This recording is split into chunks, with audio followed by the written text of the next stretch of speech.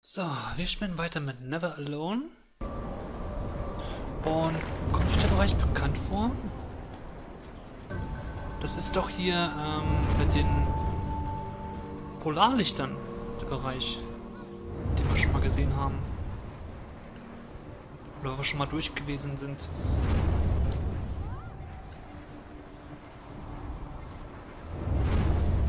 Das sind alles Areale momentan, wo wir schon mal gewesen sind.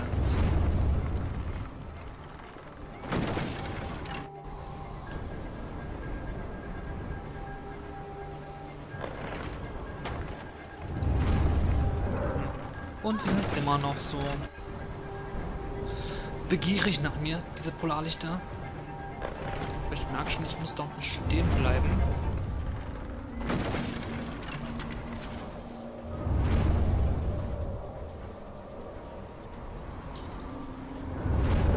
Und die können und die Geister können.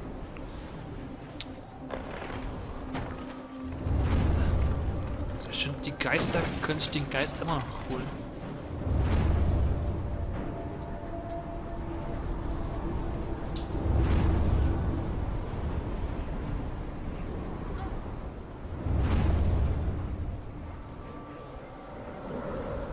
Ja, das war viel, viel zu spät. Und ich habe gesehen, da unten war noch so ein Punkt gewesen.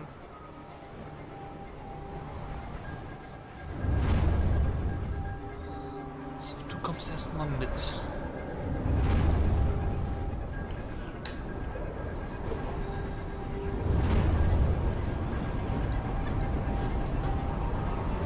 eine Schnellbeeilung. Oh Mann. Ja, deswegen auch.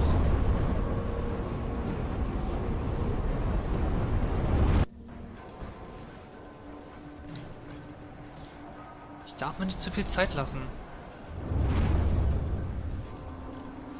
Weil der Riese ist ja auch noch hinter mir.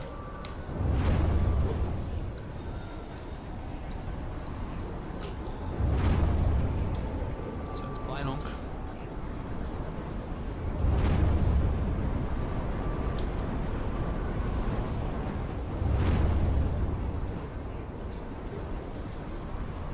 Aber das Spiel geizt nicht mit Checkpoints, das finde ich gut.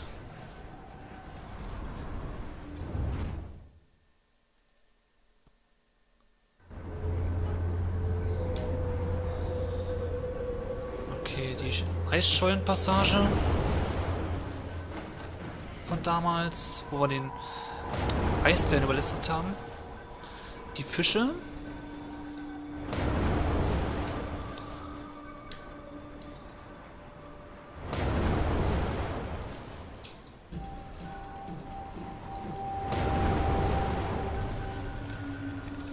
Alles Sachen, wo wir schon mal waren.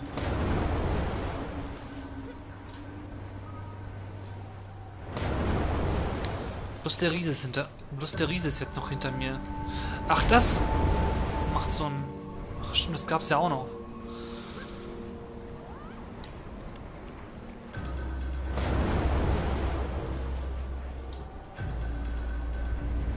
Ich hätte es ganz vergessen. Oh Mann, ja, da hat mich jetzt völlig durchgeweht.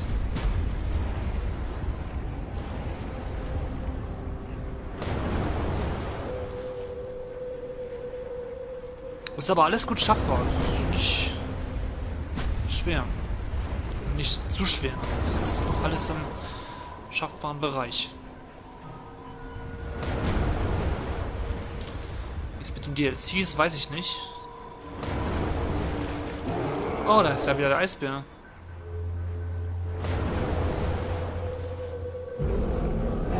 Hä? Toll. Okay. Der Spieß dreht sich um. Der Eisbär hat anscheinend mehr vom Riesen Angst als von mir.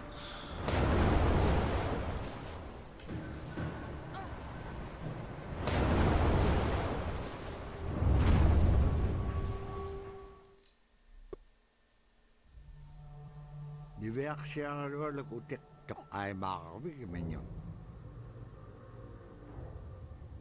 Agalan inyuk pasyo. Malakiroa.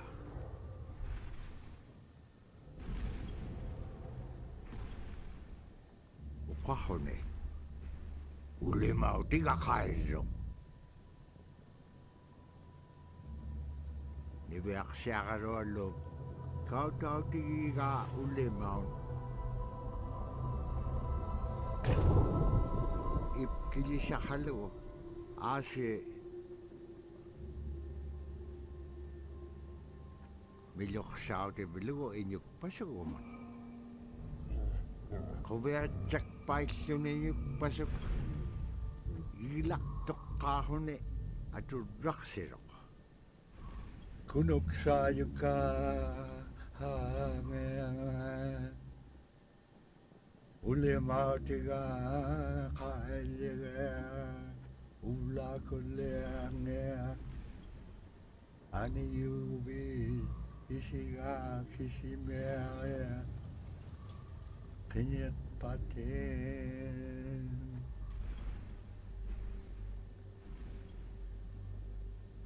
Dibiak siya karualuk illa titkiksok ang ayokagamenyod.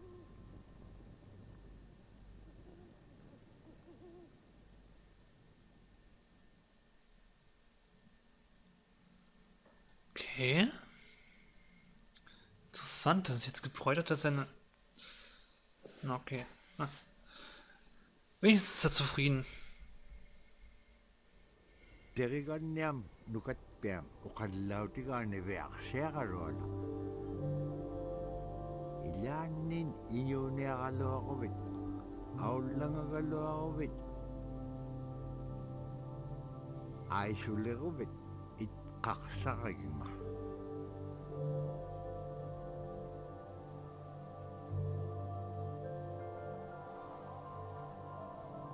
Asita bra tao tunay kasok. Tat pao nga taktua mo sila mo. Tabra tayo na nasum unip kakamang tusanga riga.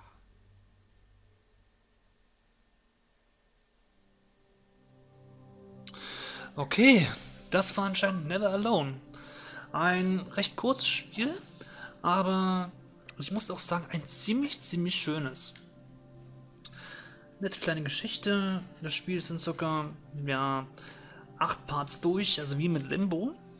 Es war ein ganz kleines bisschen kürzer als bei mir Limbo. Das lag aber auch daran, dass ich an dem einen Secret ein bisschen länger gearbeitet hatte.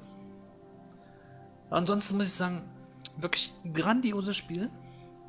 Hat mir Spaß gemacht. Innerhalb von 2 Tagen ist das durch. Wenn man, ja gut, ich habe auch abends angefangen und zwischendurch gerendert. Man kann es locker, ja, eigentlich in einem Tag schon durchspielen, wenn man es komplett so aufnimmt.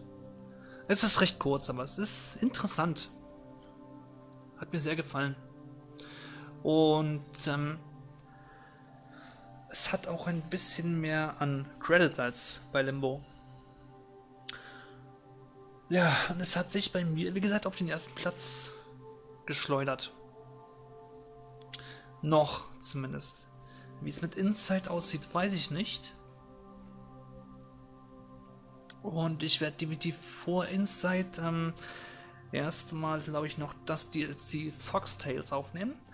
Das ist auch ein Teil von Never Alone. Werde ich, glaube ich, als separate Playlist machen. Je nachdem, wie lang das ist. Ja, auf jeden Fall ein nettes kleines kurzes Projekt. Hat mir Spaß gemacht. Die Rätsel fand ich sehr unterhaltsam. Und ja, die Rätsel bestanden halt so aus Sprungpassagen und so weiter. Gut, da muss ich sagen, da war Limbo doch teils, was die Rätsel angeht, ein kleines bisschen, anspruchsvoller. In Anführungszeichen schwieriger. Aber im Großen und Ganzen, hat dieses Spiel doch ein kleines bisschen, auch vom optischen her mehr zu bieten als Limbo. Ja gut, wobei Limbo ist jetzt wieder eine andere Grafikansicht. Hier war es halt so Schneesturm und verschiedene Gebiete, Effekte mit Wasser und so. Sie konnte halt schwimmen und tauchen, was halt bei Limbo nicht möglich war. Da bist du gleich abgesoffen. Aber im Grunde sind es zwei verschiedene Spiele, aber sie ähneln sich sehr vom Typ her. Von der Rätselei. Ja, hoffe, euch hat dieses kleine, wenn auch kurze Projekt gefallen. Ich bin gespannt, was jetzt noch gleich kommt. Vielleicht wird mir angezeigt, wie viele von den Eulen ich eingesammelt habe. Und wir können ja mal ein bisschen ins Making-of reinschauen. Eulen habe ich, glaube ich, einen auf jeden Fall. Weiß ich, die habe ich nicht erwischt. Das heißt, eins wird auf jeden Fall fehlen. Und dieses Spiel wurde gesagt mit den Ureinwohnern zusammen entwickelt. Das heißt, das ist eine Geschichte, die sich anscheinend unter den Ureinwohnern Alaskas, einem bestimmten Stamm wahrscheinlich, so erzählt wurde.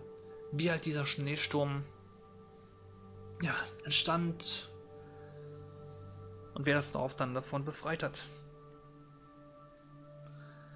Ja, letzten Endes haben die Dorfleute wieder ihre Jagdbestände wieder, die Karibu-Spuren, wie man gesehen hat.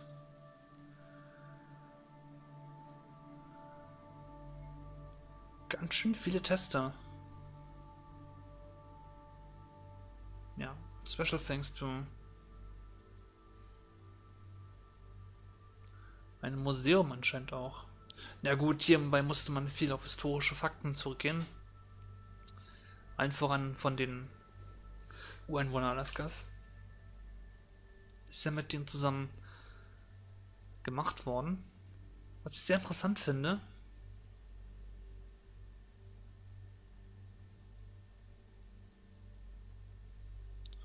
Und ziemlich viele Namen, die daran beteiligt waren. Ich weiß gerade nicht, was es für eine Firma ist. Playdead würde ich jetzt mal so nicht vermuten. Ich könnte mich aber auch täuschen. Und ich weiß es auch gerade gar nicht. So wirklich. Naja, vielleicht erfahren wir gleich ein bisschen mehr.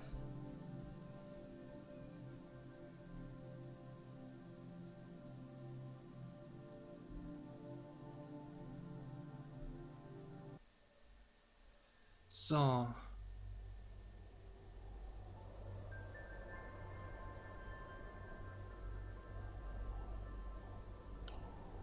Foxtails, wie gesagt, das DLC. Achso, das war jetzt Erfolge.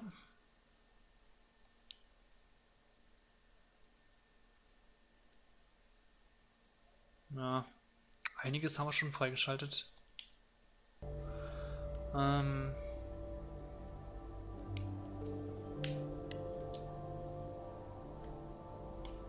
Ich denke mal, Kultureinblicke wird das sein. Okay, das sind anscheinend, ja, das sind Bilder und ich muss sagen, sieht ziemlich schön aus. Achso, ja, ich lasse einfach mal laufen. It's not everything else, and then man, humans on top, and they're separate from everything. We're taught that everything is equal, and that all the animals have a human form or can be seen in a human form. And so they have just as much or more intelligence. In fact, have a lot to teach people. And so that's how these transformations can happen. It's if the animal wants you to see it in its human form. There's a story where a man comes up to an ice hole and then realizes there's another man in his parka that's got stuck in the net, and is just stuck like that. Oh, can you let me out? Please help me, And so then he lets the man out, but then realizes that was actually a seal. That was a seal man. And just because that seal wanted that help, that seal allowed itself to be seen in human form.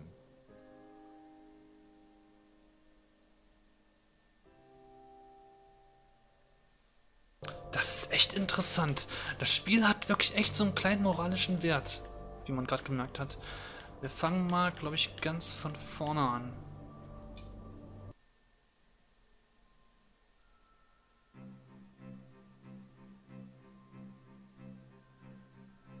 One of the things I think a lot of people need to understand is we aren't a museum piece. The Inupiaq people are a living people and a living culture. Even though we're in northern Alaska, which covers this vast area from Nome all the way over the Canadian border, is that there is this extreme value of interconnectedness and interdependence. It's a hunting society, a gathering society from thousands of years. This is what creates our culture.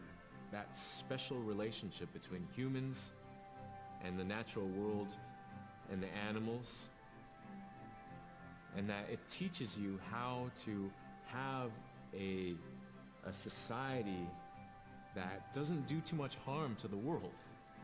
Love and respect for nature, for one another, for our elders. Very, very fundamental value, key to life. Our values are something that bind us all. The importance of sharing with one another, the importance of spirituality, and the connection to the land, our traditions, how we hunt, sharing of stories and songs and dances. I'm Inupiaq. I'm from the Arctic Ocean. It's very important to me. It's who I am as a person. And we're very proud of who we are, and we want to continue that.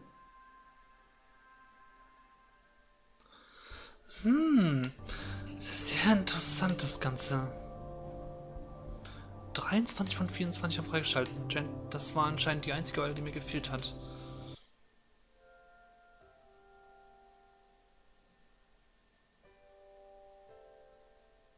It'd be busy, busy, busy all through the day. You get up and you just go right to work, you know, right to work. There was always something to do. There was never any idle time. The only idle time we had was after we eat and before we go to bed. One of the older people would be just relaxing, laying down there and saying, you know, it'd be really nice to hear a story. And then just organically, someone would just start telling a story.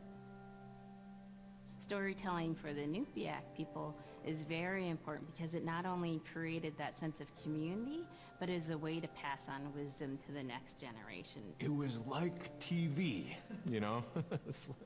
It was just like, it was as good as anything, any movie you've ever seen. And the storyteller told it so clearly that it was just as powerful as any of the greatest movie blockbusters you've ever seen. There was a reason behind the stories that we were told because they held traditional knowledge. They held things that we might need to know in life, whether it was about how to find food or how to survive, or it was about well-being and the importance of connecting with people and being a good member of the community. We all do stories. We all live in stories. We all tell stories to our friends. And they need to be told. They need to be heard. Ist ja wirklich faszinierend, die Hintergründe von diesem Spiel.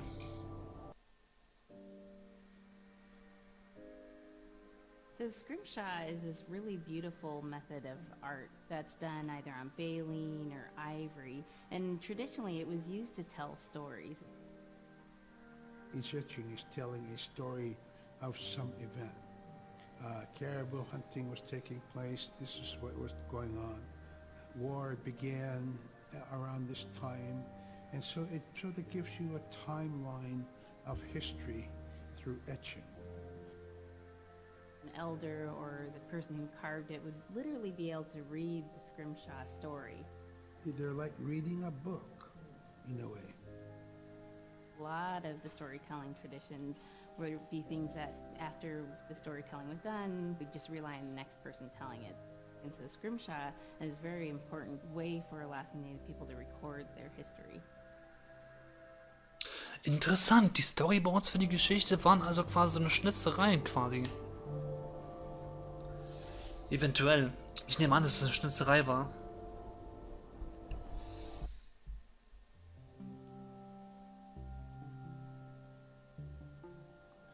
When I was growing up, my grandpa had a pet white fox.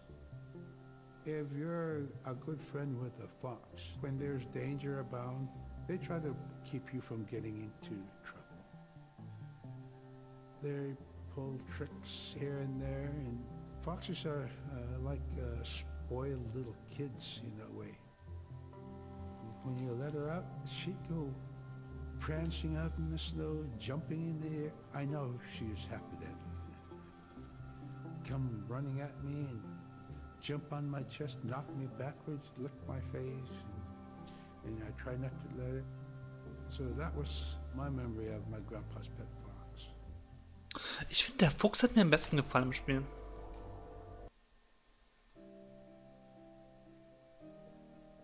Caribou it provided for us in many ways. Our clothing in those days was made of all caribou skin. I grew up wearing caribou bands, mittens, caribou skin mattress, blankets.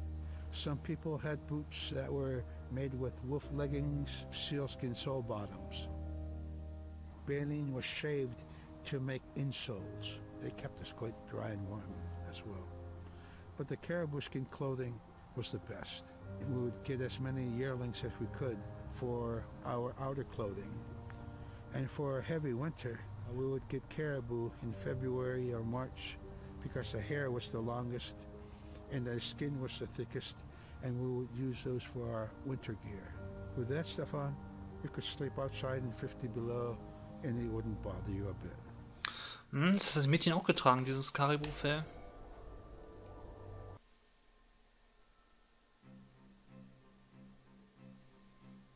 Silla is the weather. It also means the atmosphere. Here's the nuna, or the land.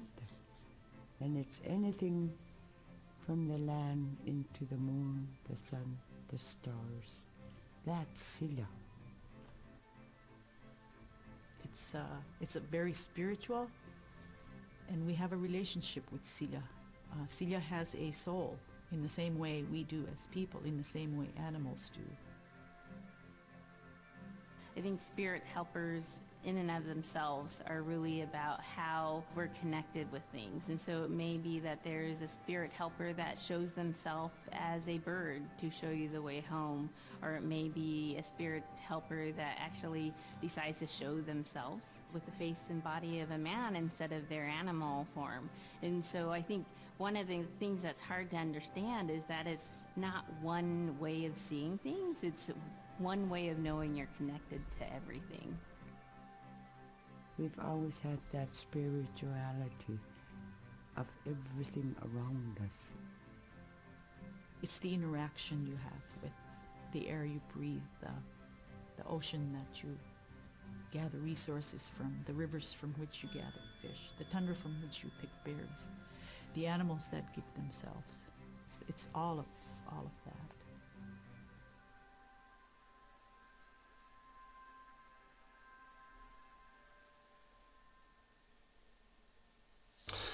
Gut, ich würde sagen, ich mache eine kleine Bonusfolge, wo ich euch jetzt diese ganzen restlichen kleinen Filmchen noch präsentiere. Also bis zum nächsten Mal bei einer kleinen Bonusfolge. Bis dann. Tschüss.